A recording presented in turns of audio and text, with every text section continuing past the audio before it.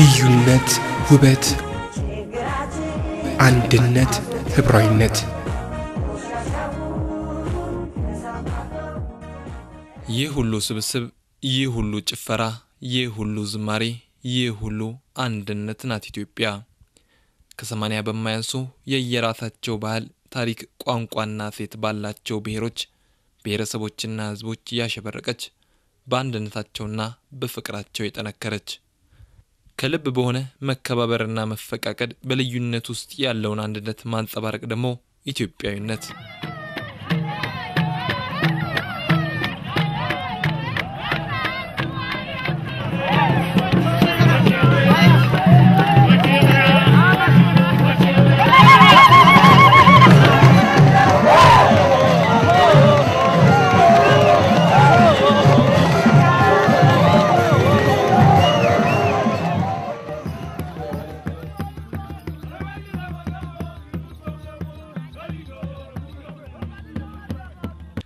ህዳር 29 1987 ዓመተ ምህረት ለብሔር ብሔረሰቦችና ህዝቦች ሉዓላዊነት ዕውቅናና ክብር የሰጠው ህገ መንግስት ጸደቀ።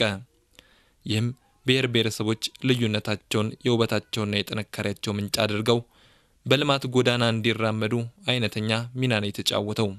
በዚህም ሁሉንም የህብረተሰብ ክፍል ተጠቃሚ ያደረገ ልማት በሀገሪቱ በሰፊው እየታየ ይገኛል።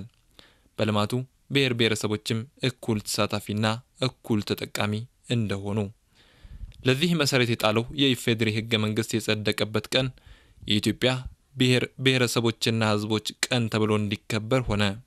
በዓሉም ዘንድሮ 3ኛ ዓመቱን ይዟል።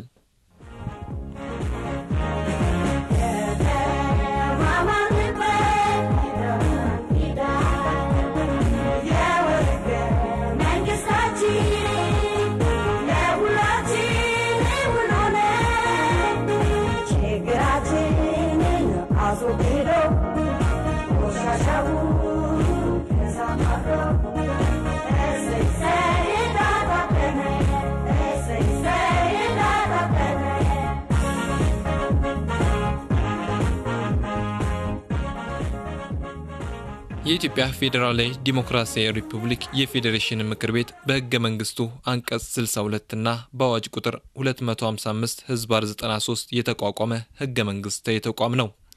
ምክር ቤቱ በ9ኙም በሀገሪቱ ክልሎች የሚገኙ የኢትዮጵያ ብሔር ብሔረሰቦችና ህዝቦች የተወከሉበት እንደመሆኑ የክልሎችንና የብሔሮችን ፍትሃዊና እኩል ተጠቃሚነት ለማረጋገጥ ትኩረት ሰጥቶ የሚሰራ ምክር ቤት ነው።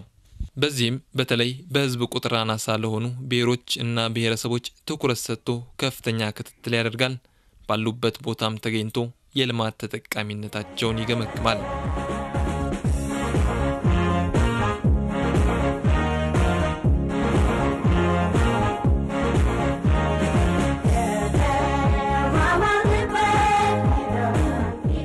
ምክር ቤቱ ሚያዝያ 21 1998 ዓመተ ምህረት በ3ኛው የፓርላማ ዘመን አንደኛ ዓመት ሁለተኛ መደበኛ ስብሰባው ነው የኢፌድሪ ህገ መንግስት የጸደቀበት ህዳር 29 የኢትዮጵያ ብሔሮች ብሔረሰቦችና ህዝቦች ቀን እንዲሆን የወሰነው። በዓሉ መከበር ከጀመረበት ጊዜ አንስቶ በአጭር ጊዜ ውስጥ ሰፊ ተቀባይነትንና ተወዳጅነትን አግኝቶ የሰፊውን ህዝብ ቀልብ ለመሳብ ከመቻሉ በተጨማሪ ብሔር ብሔረሰቦችንና ህዝቦችን በማቀራረብና አንዱ የሌላውን ማንነት እንዲያውቅ በማድረግ ዲሞክራሲያዊ አንድነታቸውን እንዲያጠናክሩ ተጨማሪ እድል ከፍቷል።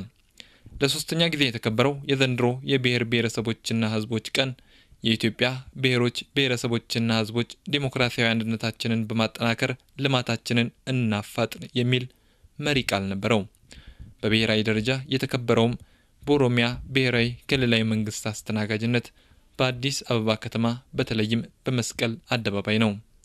ከ9ኙም ክልሎች ለበዓሉ ወደ አዲስ አበባ ለሚገቡት የየብሔረሰቡ ተወካዮች በ5ቱም የከተማዋ መግቢያዎች በሚገኙ የኦሮሚያ ክልል ከተሞች ደማቅ አቀባበልና የተሟላ መስተንግዶ በማድረግ የኦሮሚያ ክልላዊ መንግስት ትልቅ ታሪካዊ ስራ ነው ገና ከጅማሬው ያከናወነው።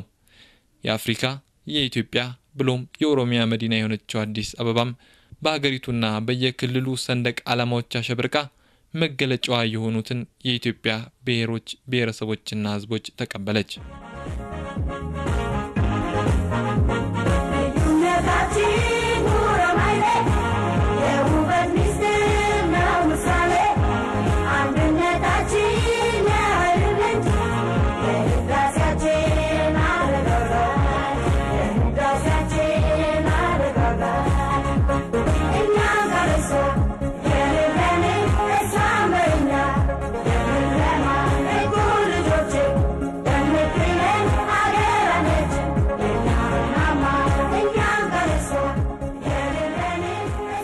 ባሉ የተጀመረው በሲምፖዚየም ነው ህዳር 28 2001 ዓ.ም ሲምፖዚየሙ ሁለት ቦታዎችን የተካሄደው በኦሮሚያ ብሔራዊ ክልላዊ መንግስት ህንጻ የመሰብሰቢያ አዳራሽና በ6 ኪሎ የስብሰባ ማዕከል የ6 ኪሎ የስብሰባ ማዕከል በፌደራልና በክልል ባንዲራዎችና በብሔር ብሔረሰቦችና ህዝቦች ማንነት ላይ ባተኮሩ ባነሮች አሸብርቆ እንግዶቹን ተቀበለ ከተለያየ የህብረተሰብ ክፍል የመጡ የሲምፖዚየሙ ተካፋዮች በየብሔረሰቡ አልባሳት ተውበው ሲመጡ የኦሮሚያ ክልል አስተባባሪዎች በኦሮሞ ባህላዊ አለባበስ አጊጠው ተቀበሏቸው አዳራሹ በመከባበር በፍቅር በአንድነት መንፈስና በልዩነቱ በተሞላ እናም ለብሔር ብሔረሰቦችና ህዝቦች መብት መከበር ሲታገሉ ተሰውተው ይህንን ሁሉ ላሳዩ ሰማዕታት የአንድ ደቂቃ የህሊና ጸሎት በማድረግ ሲምፖዚየሙ ተጀመረ የፌዴሬሽን ምክር ቤት አፈ ጉባኤ አቶ ደግፌ ቡላም የመክፈቻ ንግግር አሰሙ ምክር ቤታችን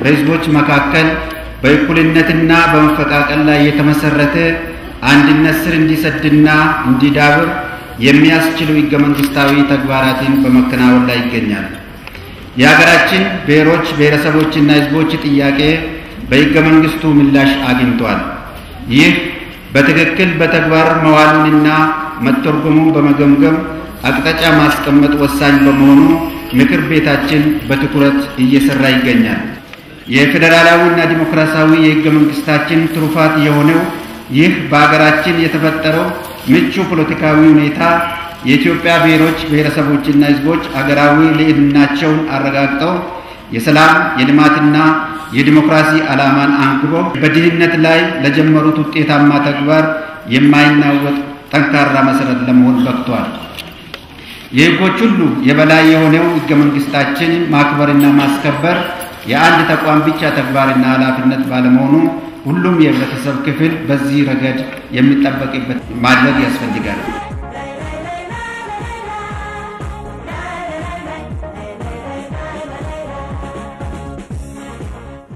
በሲምፖዚየሙ ሁለት ጥናታዊ ጽሑፎች ቀርበዋል አንደኛው የኢትዮጵያ ፌደራሊዝም መሰረታዊ መርሆች መለያዎችና በስርዓት ውስጥ ያሉ ፈተናዎች ሲሆን ሁለተኛው ደግሞ የብሔር ብሔረሰቦች መብት መከበር ለልማት ያስገኘው ጥቅም የሚል ነው በቀረበው ጥናታዊ ጽሑፍም ላይ ሰፊው ይተካሂዷል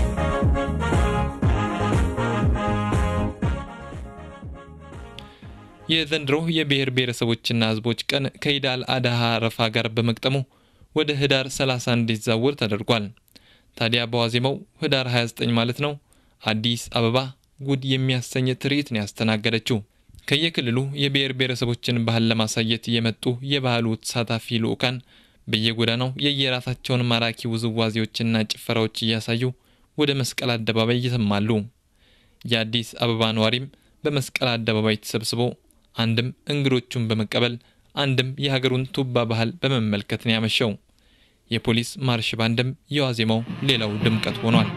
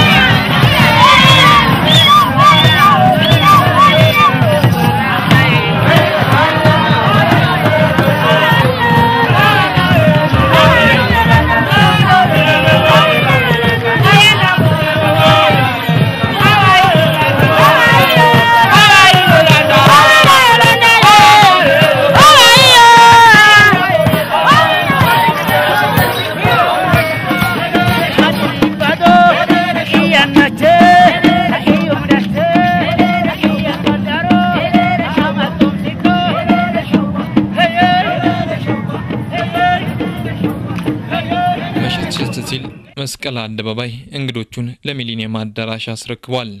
እናም የቦሌው መንገድ በብሔር ብሔረሰቦችና ህዝቦች ተወካዮችና ጥሪ በተደረገላቸው እንግዶች ከወትሮ በተለየ መልኩ ተጨናንቆ አመሸ። አዳራሹ የየብሔረሰቦቹን ተወካዮች በአንድነት በመያዙ የኢትዮጵያ ትክክለኛ ገጽታ የሚንጸባረቅበት ልዩ ክስተትን የፈጠረው የየብሔረሰቦቹ ተወካዮች አንድ ማዕድ ሲቋደሱ ማየት ደግሞ መፈቃቀሩና አንድነቱ በይፋ የተገለጸበት ታላቅ አጋጣሚ ነበር።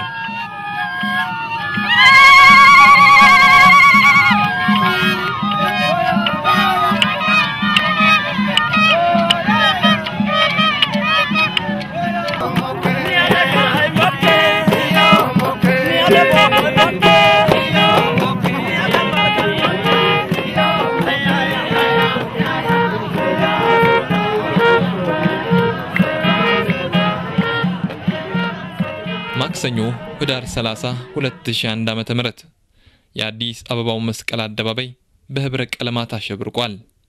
በስድስቱም አቅጣጫዎች የኢትዮጵያ ብሔር ብሔረሰቦችና ህዝቦች ቀናቸውን ሊያከብሩ ወደ አደባባዩ ይተማሉ። የአዲስ አበባና የአካባቢዋ ነዋሪም ከየቀበሌውና ከየወረዳው የኢትዮጵያን እና የየክልሎችን ሰንደቅ ዓላማ ያውለበለበ በባህላዊ ጭፈራ በዓሉን ተቀላቀለ። ከተማዋ በእርግጥም የሁሉም ብሔሮች ብሔረሰቦችና ህዝቦች መኖሪያ ናት የሚያስብል ነው።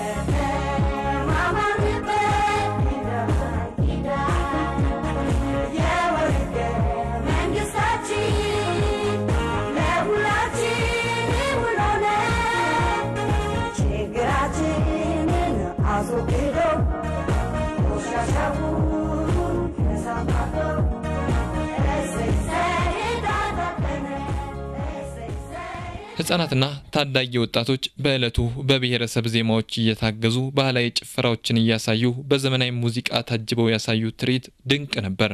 በሰልፍ በሚጽፉት መፈክርና በሚሰሩት ሰንደቅ ዓላማም ህፃናቱ ቦታውን ትንሿ ቤጂንግ እስከመባል አድርሰውታል። በትርኢታቸው የሚያስተላልፉት መልእክት በዓሉ